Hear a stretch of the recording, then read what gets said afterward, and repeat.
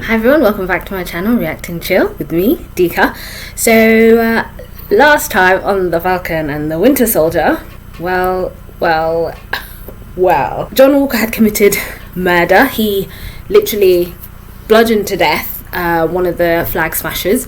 After the death of Lamar, obviously Lamar dying in the fight or during the tussle between the flag smashers and Cap himself. He went through this fit of rage and literally chased down that particular flag smasher and killed him right in front of everybody. The only thing I forgot to mention last time was that particular flag smasher, we saw earlier on how he actually was a fan of Captain America, and it's this weird, weirdly poetic in a sad way. He looked up to Captain America, yet he was also killed by the same symbol that he looked up to, which was crazy. Other notable stuff that happened, like I mentioned, this was obviously from the calls from the death of Lamar, and obviously at that point John had taken the super serum. John, I know I said something along the lines of last week that, I'll give credit where credit's due, but John was definitely on some mentality tightrope. I think this was slowly affecting him. I think obviously not just the fact that he had big boots to fill, but he was just probably the pressures of having to be Captain America. He obviously believed in wanting to get the job done, but at the same time willing to make the difficult decisions and potentially doing everything he can to get the job done, which in some cases, in some senses, isn't the right way to go about it. Good example is him taking the super serum has unfortunately, with his mental stability at this moment in time, has turned him into a killing machine, potentially, and that's this rage he now has. There are going to be consequences, especially with the whole, what are they called? The GRC, the Global Reparation Council, how this is all going to be affected now with him bloodying the Shield. Who's actually going to want to support this cause? This goes back to the flip side. The whole reason why they were there was the flag smashers were going to try and kill John. But then this literally reversed to completely garner their cause, and it has actually exploded their cause. He's now potentially public enemy number one. The other stuff is Zemo has disappeared. So after that clash, that fantastic scene in the apartment when everyone was fighting, the Dora Milaje, we found out why they were called the Dora Milaje. So they were out there fighting, trying to get Zemo back, and obviously to either potentially stand him on trial for the crimes he committed over the death of King T'Chaka. So while everyone was fighting over who gets Zemo, he slipped out, obviously escaped. We don't know where he is at this moment in time.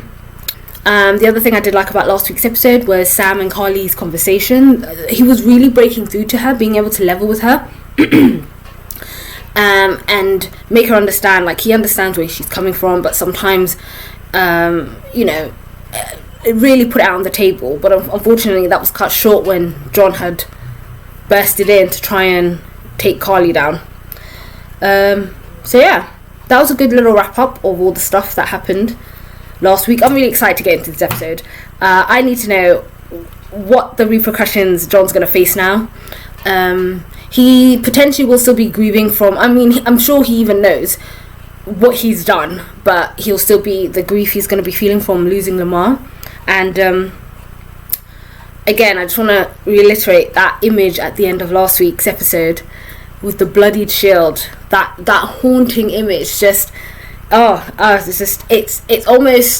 it's beautiful to look at, but nightmarish knowing how it ended up like that. Let's get into episode 5, Truth.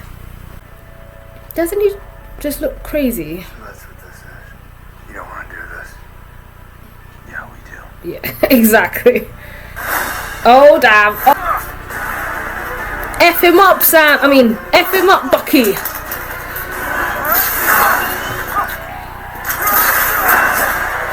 Oh. Like, right into it. As soon as an episode starts, we're like fighting. Ooh. Ow. Good, you've got it. Run away with it. Yes. slide tackle with the wings.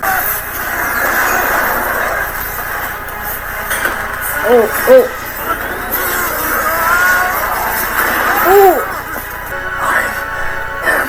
Captain America.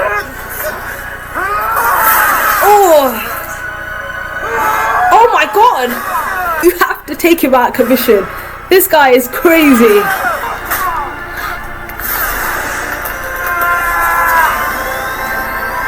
Get it! Brutality. Oh, they broke his arm. It's mine. Oh. Ow. That was some good teamwork, guys. I like that imagery with the light shining on Bucky. Thanks, Torres. Wait, yo, you forgot the wings. Cable. Sam has clipped his wings. He's ready to fly on his own. These boots are not made for walking. Valentina, Allegra, De Fontaine. You can just call me Val. Just keep it in your head. You did the right thing. Taking the serum. Of course I don't know. I actually think he's the second best choice you've ever made in your life. Who is Val? 1 second. Right now, John needs a therapist. He needs to go see Lamar's parents. He needs to lay low, take some time off in the Caribbean islands. What unnerves me is how he keeps... Oh my god, he's like, I am Captain America. That is really scary how he keeps saying that. So... Val with the blue hair. Don't worry. I've decided I'm not going to kill you. Imagine my relief. No! I mean... Oh. That must have taken a lot for Bucky. Whoa, what you doing, man? Where you going? Going to see your grandfather. Leave the cover. Those stars and stripes don't mean nothing really to me. You understand. Every black man does. If you ain't bitter, you're blind. She died while I was in jail. Never let a single one of her letters get to me. Up to me, this box. The brass. Talking about blowing the POW camp to hell. Those are my men. My brothers, not evidence. And I brought them boys back. Not that it made a damn bit of difference. They erased me. But they've been doing that for 500 years. Oof. They will never let a black man be Captain America. Well, I mean, that conversation with Isaiah really hit home in a lot of, not like with me in particular, but really hit home in a lot of places, which made Sam reevaluate a lot of things, to the point where at the beginning of the season he was adamant not to sell the boat, and now here he is for his family's sake. So, oof. How do we get it off the truck? Oh, Bucky! You're welcome. Just dropping this off. I called in a favor for the Wakanda. It's nice. Want any help? Oh, I love this. I'm Bucky. Oh, please. I really want to know what's in that case. Well, I don't want to make it weird for your family. Just stay here. But don't flirt with my sister. Okay. Oh, please, if it weren't for me, I'd still be running away and I know you're in prison. Hey. Come back. Hurry. Oh. Who chopped it? Damn. When Steve told me what he was planning, I don't think either of us really understood what it felt like for black men to be handed a shield. Other than an apology. It's actually such a compassionate thing for Bucky to say, because I forget that Steve and Bucky have come from a different time. They were from the 1940s. So that is such an amazing, like, oh. And it might be a surprise, but it doesn't matter what Steve thought. You gotta stop looking to other people to tell you who you are. But you gotta make them feel better. I'm sure there's at least one person in that book who needs closure about something. I'm thinking of Yuri. Nice.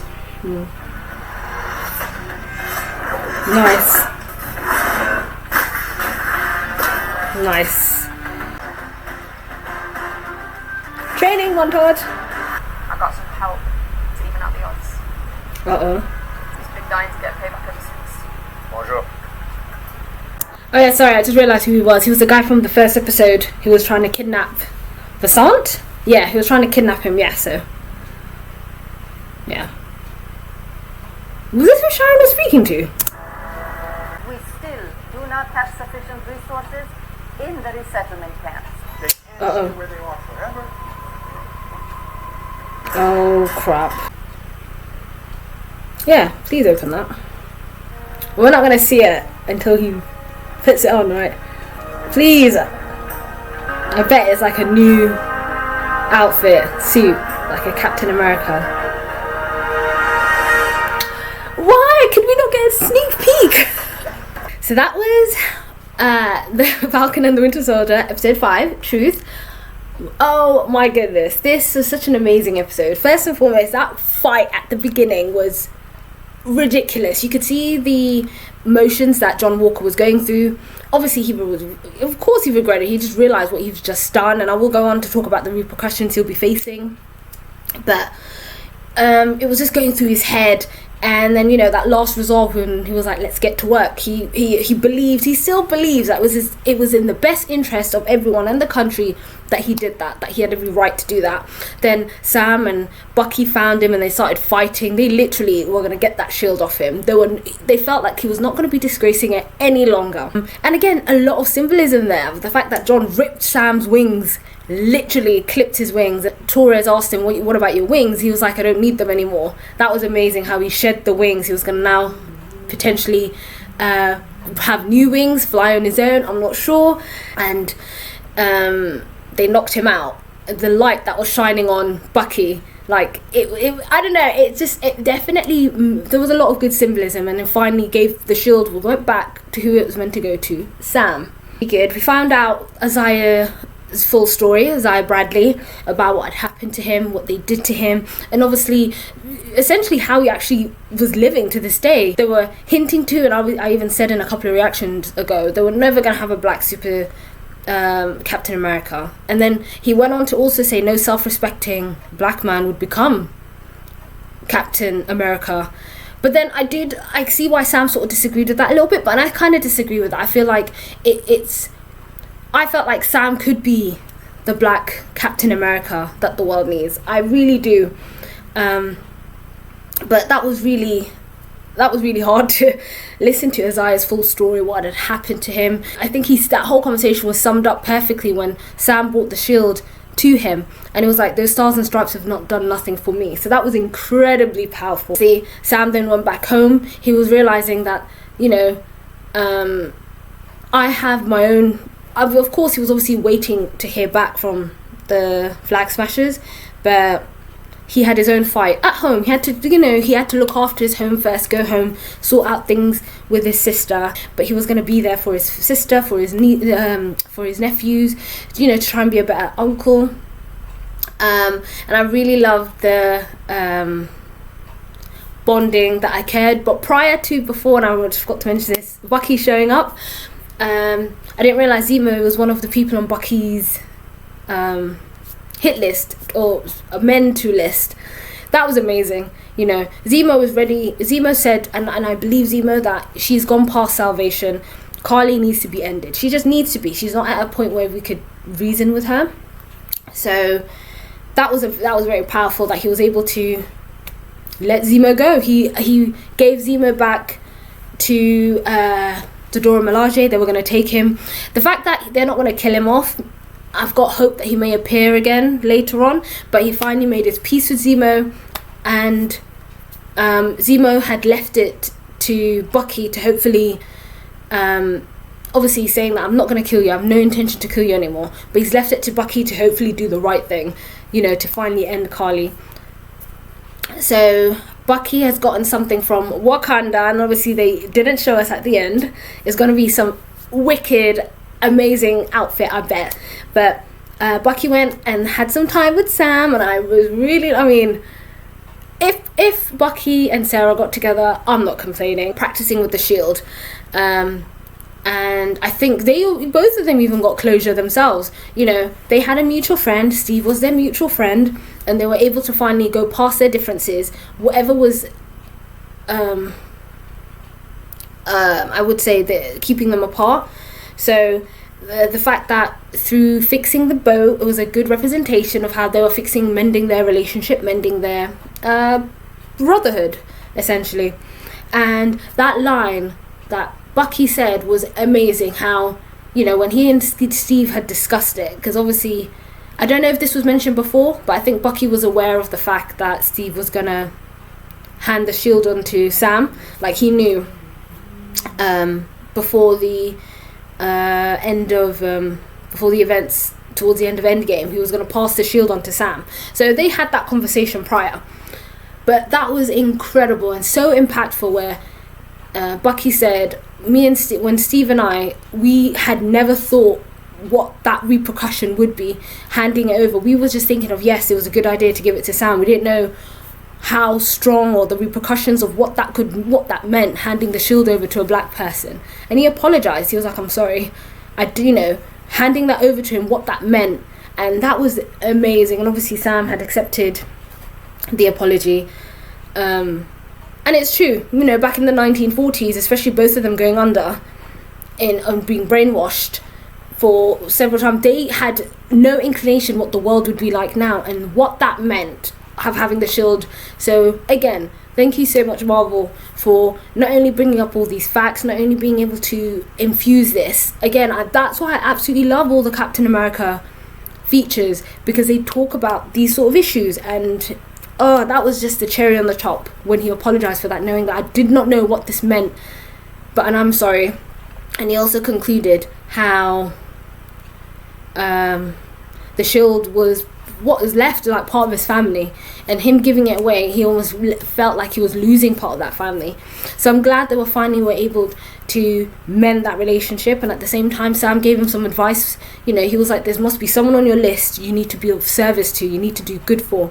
So they were able to help each other, and I'm glad they left on very good terms.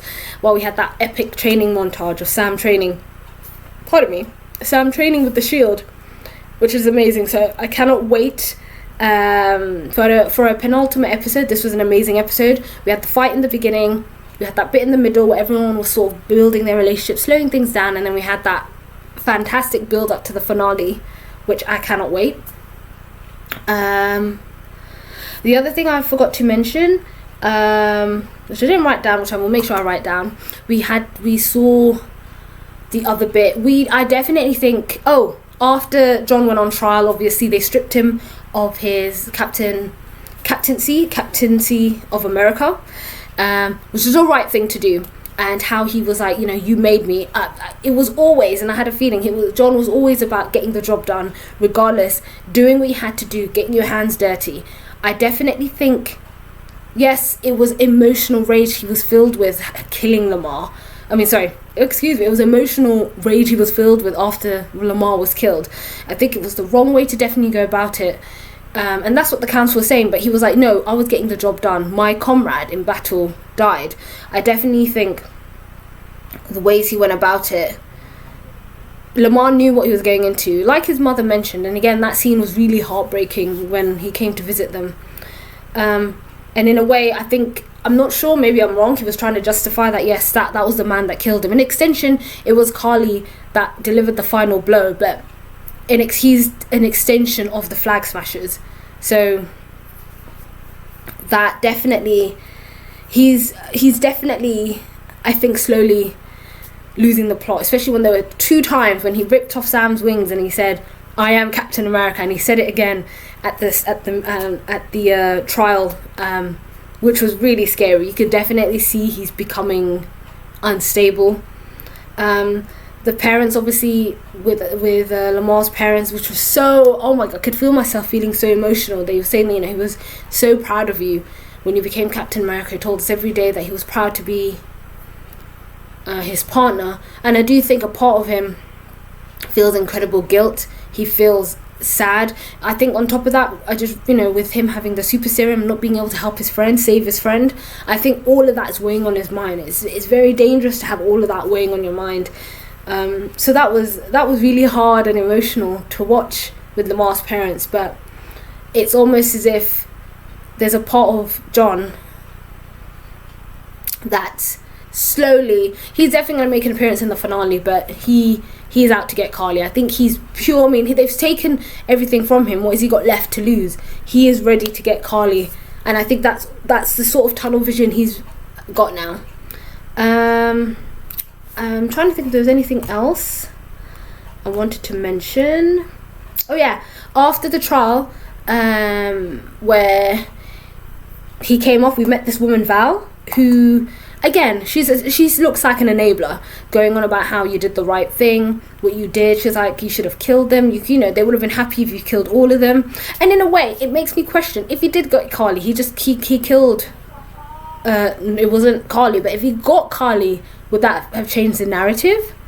Of course, this is a smear on the GRC, and that's what they were trying to avoid. And the guy who had the guy we met in the first episode, I wonder if Sharon was speaking to him now, because she was talking about, it's because of me you're not rotting in jail. So I wonder if she's got something, like, obviously Sharon is on no one's side. At the end of the day, she, just like how she mentioned how she's no longer the whole hero thing, she doesn't believe in none of that anymore. Sharon's out to look after Sharon. So I wonder if she was speaking to him. That's interesting. Very interesting.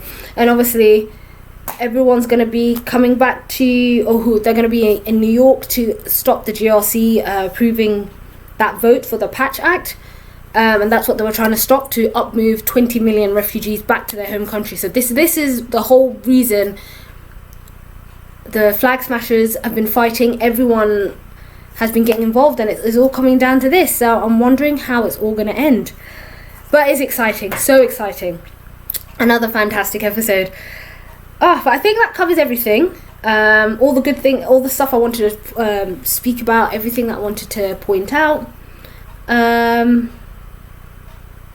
lastly, Sam and Sarah finally mended their relationship. She said to him, and I'm glad that she said to him, this is before Sam started really training, make sure he could wield that shield, is how, don't let what Isaiah said deter you from doing what you need to do. I agree that Sam said that he cannot stop, because all those sacrifices, everything that had happened up until this point would be meaningless. So yeah, that was a fantastic episode, such a good episode. I'm so sad it's coming to an end, but Marvel, this whole series, 10 out of 10, amazing. The way, I haven't even hit the final episode yet, but that's it for this week. Thank you so much for watching. I'll see you guys next time.